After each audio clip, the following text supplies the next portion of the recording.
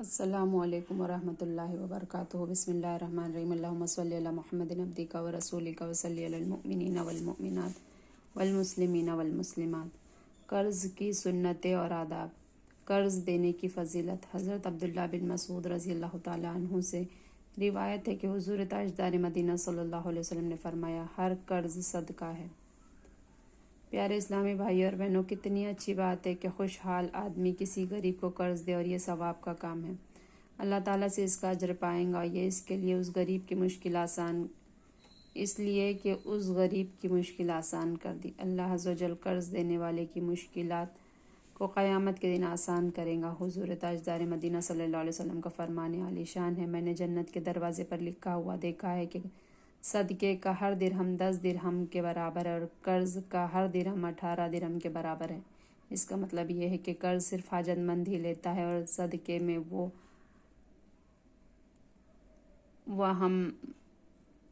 وہ ہم موجود ہے کہ شاید محتاج کی بغیر غیر محتاج کو پہنچ جائے۔ حضرت عبداللہ بن مسعود رضی اللہ تعالیٰ عنہ سے روایت ہے کہ حضور سید دو عالم صلی اللہ علیہ وسلم نے ارشاد فرمایا، جو مسلمان کسی مسلمان کو ایک بار قرض دیں گا تو اس کو اتنا ثواب ملے گا گویا اس نے 2 مرتبہ اتنی رقم اللہ کی راہ میں دی۔ قرض دار کا تحفہ نہ لو۔ حضرت انس رضی اللہ تعالیٰ عنہ سے روایت ہے کہ سرکار رسول اللہ صلی اللہ علیہ وسلم نے ارشاد فرمایا کہ جب ایک شخص دوسرے کو قرض دے تو اس کا ہدیہ قبول نہ کرے۔ حضرت انس رضی اللہ تعالیٰ عنہ سے روایت ہے کہ تاجدار مدینہ صلی اللہ علیہ وسلم نے فرمایا، جب کوئی قرض دے اور اس کے پاس وہ ہدیہ کرے تو قبول نہ کرے، وہ اپنی سواری پر سوار کرے تو سوار ہوں۔ ہاں، اگر پہلے سے ان دونوں میں ہدیہ وغیرہ جاری تھا تو اب حرج نہیں۔ امام اعظم رضی اللہ تعالیٰ عنہ کا تقویٰ۔ حضرت امام اعظم ابو حنیفہ رضی اللہ تعالیٰ عنہ ایک جنازہ پڑھنے تشریف لے گئے۔ دھوپ کی بڑی شدت تھی اور وہاں کوئی سایہ نہ تھا، ساتھ ہی ایک شخص کا مکان تھا۔ اس مکان کی دیوار کا سایہ دیکھ کر لوگوں نے حضرت امام صاحب سے عرض کیا کہ حضور آپ اس سائے میں کھڑے ہو جائیے۔ حضرت نے فرمایا کہ اس مکان کا جو مالک ہے وہ میرا مقروض ہے، اور اگر میں نے اس کی دیوار سے کچھ نفع حاصل کیا تو میں ڈرتا ہوں کہ اللہ عز و جل کے نزدیک کہیں سود لینے والوں میں شمار نہ ہو جاؤ، کیونکہ سرور دو عالم صلی اللہ علیہ وسلم کے فرمایا ہے کہ جس قرض سے کچھ نفع لیا جائے وہ سود ہے۔ چنانچہ آپ دھوپی میں کھڑے رہے۔ اللہ اکبر۔ ہمارے امام اعظم رضی اللہ تعالیٰ عنہ کا یہ تقویٰ تھا کہ بزرگان دین کے دل میں اللہ عز و جل کا خوف کوٹ کوٹ کر بھرا ہوا تھا، اسی لیے یہ حضرات مقدسہ قدم قدم پر اللہ سے ڈرتے تھے۔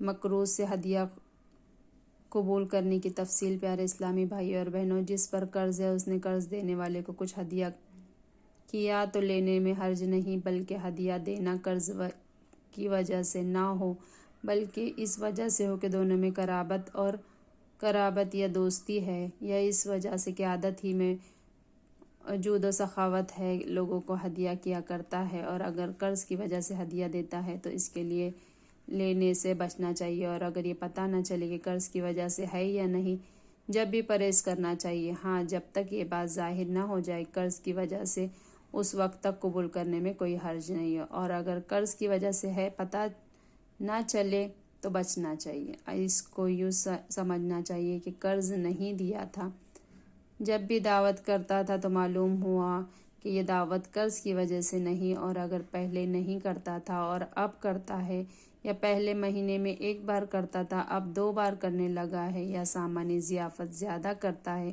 تو معلوم ہوا کہ یہ قرض کی وجہ سے ہے، اس سے اجتناب کرنا چاہیے۔ قرض ادا کر کے شکریہ بھی ادا کرو۔ حضرت عبداللہ بن ابی رابیہ رضی اللہ تعالیٰ عنہ فرماتے ہیں کہ مجھ سے حضور صلی اللہ علیہ وسلم نے قرض لیا تھا۔ جب حضور صلی اللہ علیہ وسلم کے پاس مال آیا، ادا فرما دیا اور دعا دی کہ اللہ عز و جل تیرے اہل و عیال میں برکت دے، اور فرمایا قرض کا بدلہ شکریہ ہے اور ادا کر دینا ہے۔ اسی طرح جب بھی کوئی احسان کرے تو اس کا شکریہ ادا کرنا چاہیے۔ سرکار مدینہ صلی اللہ علیہ وسلم چھوٹی چھوٹی باتوں پر لوگوں کا شکریہ ادا فرماتے تھے۔ بعض روایتوں میں یہ بھی ہے کہ جب آپ صلی اللہ علیہ وسلم پر کوئی احسان کرتا، بلکہ یہ سرکار صلی اللہ علیہ وسلم کا احسان ہے کہ اگر کسی کو خدمت کا موقع عنایت فرمائے تو آپ صلی اللہ علیہ وسلم اسے اس طرح دعا دیتے، جزاک اللہ خیرن، اللہ تجھے بہترین جزا دے۔ قیامت کے غم سے بچنے کے لیے حضور تاجدار دو عالم صلی اللہ علیہ وسلم کا فرمان عالی شان ہے، جس شخص کو یہ بات پسند ہو کہ اللہ تعالیٰ اسے قیامت کے دن غم اور گھٹن سے بچائے تو اسے چاہیے کہ تنگ دست قرض دار کو مہلت دے یا قرض کا بوجھ اس کے اوپر سے اتار دے، یعنی معاف کر دے۔ امام اعظم رضی اللہ رحمۃ اللہ تعالیٰ علیہ کا کرم۔ حضرت امام اعظم رحمۃ اللہ تعالیٰ علیہ کی عادت کریمہ تھی کہ حصول ثواب کی کثرت سے لوگوں کو قرض دیا کرتے تھے، اور اپنے مقروضوں کے ساتھ آپ رحمۃ اللہ تعالیٰ علیہ کا حسن سلوک بھی بے مثال تھا۔ اس حسن سلوک کی ایک روشن داستان ملاحظہ فرمائیے۔ حضرت شفیق رحمۃ اللہ تعالیٰ علیہ فرماتے ہیں کہ میں نے حضرت امام اعظم رضی اللہ تعالیٰ عنہ کے ساتھ جا رہا تھا کہ ایک شخص نے آپ رحمۃ اللہ تعالیٰ علیہ کو دیکھا اور چھپ گیا اور دوسرا راستہ اختیار کیا۔ آپ کو معلوم ہوا تو آپ رحمۃ اللہ تعالیٰ نے اسے پکارا، وہ آیا تو آپ نے اس سے پوچھا کہ تم نے راستہ کیوں بدل دیا اور کیوں چھپ گئے؟ اس نے کہا کہ میں آپ کا مقروض ہوں، 10,000 درہم میں نے آپ کو دینے ہیں، جس کا کافی عرصہ گزر چکا ہے اور میں تنگ دست ہوں۔ آپ رحمۃ اللہ تعالیٰ علیہ سے شرماتا ہوں۔ آپ رحمۃ اللہ تعالیٰ علیہ نے فرمایا، سبحان اللہ، میری وجہ سے تمہاری یہ حالت ہے، جاؤ، میں یہ سب روپیہ تم کو بخش دیا اور میں نے اپنے آپ کو اپنے نفس پر گواہ کیا۔ اب آئندہ مجھ سے نہ چھپنا، اور جو خوف تمہارے دل میں میری وجہ سے پیدا ہوا مجھے معاف کر دو۔ قرض بہت ہی بڑا بوجھ ہے۔ حضرت ابو سعید خدری رضی اللہ تعالیٰ عنہ فرماتے ہیں کہ نبی کریم صلی اللہ علیہ وسلم کی خدمت میں نماز پڑھنے کے لیے جنازہ لایا گیا تو حضور سید دو عالم صلی اللہ علیہ وسلم نے پوچھا، اس مرنے والے پر کوئی قرض تو نہیں ہے؟ عرض کیا گیا، ہاں، اس پر قرض ہے۔ حضور صلی اللہ علیہ وسلم نے پوچھا، اس نے کچھ مال بھی چھوڑا ہے جس سے قرض ادا کیا جا سکے؟ عرض کیا گیا، نہیں۔ تو حضور سید دو عالم صلی اللہ علیہ وسلم نے فرمایا، تم لوگ اس کی جنازہ نماز پڑھ لو، میں نہیں پڑھوں گا۔ حضرت مولا علی کرم اللہ وجہ الکریم نے دیکھ کر عرض کیا، اے اللہ کے رسول صلی اللہ علیہ وسلم، میں اس کے قرض کو ادا کرنے کی ذمہ داری لیتا ہوں۔ حضور صلی اللہ علیہ وسلم آگے بڑھے اور نماز جنازہ پڑھائی اور فرمایا، اے علی رضی اللہ تعالیٰ عنہ، اللہ تعالیٰ تجھے آگ سے بچائے اور تیری جان بخشی ہو، جیسے کہ تو نے اپنے ایک مسلمان بھائی کے قرض کی ذمہ داری لے کر اس کی جان چھڑائی۔ کوئی بھی مسلمان ایسا نہیں ہے جو اپنے مسلمان بھائی کی طرف سے اس کا قرض ادا کریں، مگر یہ کہ اللہ تعالیٰ قیامت کے دن اس کی رہائی بخشیں گا۔ حضور تاجدار مدینہ صلی اللہ علیہ وسلم کا فرمان عالی شان ہے، وہ شخص جس نے اللہ عز و جل کی راہ میں جان دی، یعنی شہید ہوا، اس کا ہر گناہ معاف ہو جائے گا سوائے قرض کے۔ حضور تاجدار مدینہ صلی اللہ علیہ وسلم کا فرمان عالی شان ہے، جو لوگوں کو مال بطور قرض لے اور وہ اس نیت کے کہ اس کے ادا کرنے کی رکھتا ہو تو اللہ عز و جل اس کی طرف سے ادا کر دیں گا، اور جس شخص نے مال بطور قرض لیا اور نیت ادا کرنے کی نہیں رکھتا تو اللہ تعالیٰ اس شخص کو اس کی وجہ سے تباہ کر دیں گا۔ پیارے اسلامی بھائی اور بہنوں، اوپر کی تینوں حدیثیں قرض ادا کرنے کی اہمیت کو خوب واضح کرتی ہے۔ جس شخص نے اپنی جان تک اللہ عز و جل کی راہ میں قربان کر دی، اس کے اوپر بھی اگر کسی کا قرضہ ہو اور وہ ادا کر کے نہیں آیا ہے تو وہ معاف نہ ہوگا، کیونکہ یہ بندوں کے حقوق سے تعلق رکھتا ہے۔ جب تک قرض خواہ معاف نہ کرے اس وقت تک اللہ عز و جل بھی معاف نہیں کرے گا۔ اگر آدمی دینے کی نیت رکھتا ہو مگر ادا نہ کر سکے اور مر جائے تو قیامت کے دن اللہ عز و جل صاحب حق کو بلائیں گا اور معاف کرنے کے لیے اس سے کہیں گا اور اس کے بدلے اسے جنت کی نعمتیں دینے کا وعدہ فرمائیں گا۔ تو صاحب حق اپنے حق کو معاف کر دیں گا، لیکن اگر کسی نے قدرت رکھنے کے باوجود ادا نہیں کیا تو یہ صاحب حق اس کا حق نہیں لوٹایا یا دنیا سے اسے معاف نہیں کرایا تو صاحب حق کو مقروض کی نیکیاں دلائی جائیں گی۔ فتوی رضویہ شریف میں فرماتے ہیں کہ اعلیٰ حضرت علیہ رحمہ فتوی رضویہ شریف میں فرماتے ہیں کہ جس نے دنیا میں کسی کے 3 پیسے قرض دبا لیا، کل بروز قیامت ان 3 پیسوں کے عوض 700 باجماعت نمازیں دینی پڑ جائیں گی۔ پیارے بھائیوں، 3 پیسوں کا یہ حال ہے تو یہاں تو ہزاروں بلکہ لاکھوں روپیے لوگوں کے دبا لیے جاتے ہیں۔ حشر میں کیا بنے گا اگر نیکیاں دے کر حق پورا نہ ہوا تو قرض خواہ جس کا قرض دبا لیا گیا تھا اس کے گناہ مقروض کو دے دیے جائیں گے۔ اسی طرح تمام حقوق و واجبات کے معاملے میں ہوں گا، مگر اللہ عز و جل جس پر چاہیں گا اپنا فضل و کرم فرمائیں گا اور ظالم و مظلوم کے درمیان صلح کرا دیں گا۔ قرض کی ادائیگی میں بلا وجہ تاخیر کرنا گناہ ہے۔ حجت الاسلام حضرت سیدنا امام غزالی رحمۃ اللہ تعالیٰ علیہ فرماتے ہیں، حدیث شریف میں ہے، جو شخص قرض لیتا ہے اور یہ نیت کرتا ہے کہ میں اچھی طرح ادا کر دوں گا تو اللہ تعالیٰ اس پر چند فرشتے مقرر فرماتا ہے جو اس کی حفاظت کرتے رہتے ہیں اور دعا کرتے ہیں کہ اس کا قرض ادا ہو جائے۔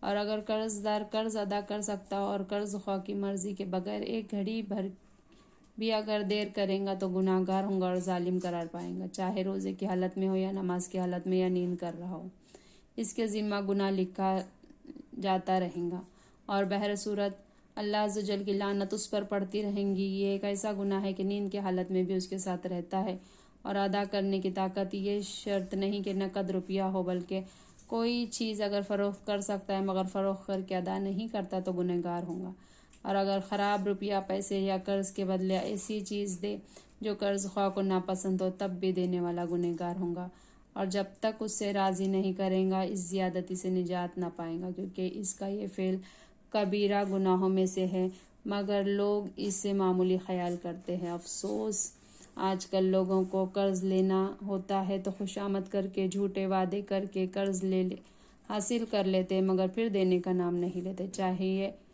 تو یہ تھا کہ شکریہ کے ساتھ جلد قرض ادا کر دیا جاتا، اس کی بجائے قرض خواہ کو خوب دھکے کھلائے جاتے ہیں، یہ بہت ہی بری بات ہے۔ ادائے قرض میں ٹال مٹول ظلم ہے۔ حضور تاجدار مدینہ صلی اللہ علیہ وسلم کا فرمان عالی شان ہے، مالدار قرض دار یعنی جو ادا کرنے کی طاقت رکھتا ہے کا قرضہ ادا کرنے میں ٹال مٹول کرنا ظلم ہے، اور اگر قرض دار کہے کہ تم اپنا قرضہ فلاں خوشحال آدمی سے لے لو تو خواہ قرض دار کے سر پر سوار نہ رہنا چاہیے، اس کی یہ بات مان لے اور جس کا اس نے حوالہ دیا ہے اس سے جا کر لے لے۔ پیارے اسلامی بھائی اور بہنوں، اگر کسی آدمی کے پاس قرض ادا کرنے کے لیے کچھ نہیں ہے اور وہ کہتا ہے کہ جاؤ فلاں شخص سے لے لو، میرے اور اس کے درمیان بات چیت ہو چکی ہے اور وہ ادا کرنے پر راضی ہے، تو قرض خواہ کو نہ چاہیے کہ وہ یہ کہے کہ میں نے تو تجھی سے لوں گا، میں کسی اور کو کیا جانوں، بلکہ ان کے ساتھ نرمی کے معاملہ کرے، جس کا وہ حوالہ دے رہا ہے اس سے وصول کر لے۔ اے ہمارے پیارے اللہ عز و جل، ہمیں فراخ دلی کے ساتھ بنیت ثواب حاجت مندوں کو قرض دینے اور قرض دار کے ساتھ نرمی اور اپنے اوپر آتا ہوا قرض دیانتداری سے ادا کرنے کی توفیق عطا فرما۔ آمین بجاہ النبی الامین صلی اللہ علیہ وسلم۔ سبحان اللہ و بحمدہ، سبحانک اللہم و بحمدک، اشہد ان لا الہ الا انت، نستغفرک و نتوب الیک۔ سبحان ربک رب العزت عما یصفون وسلام علی المرسلین والحمد للہ رب العالمین۔ جزاک اللہ خیرا کثیرا۔